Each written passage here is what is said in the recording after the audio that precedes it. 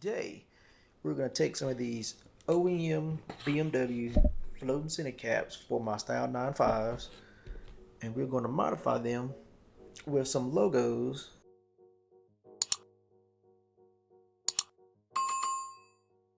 So first, of course, we have 4 of these, and as you can see, these are the leveling floating center caps.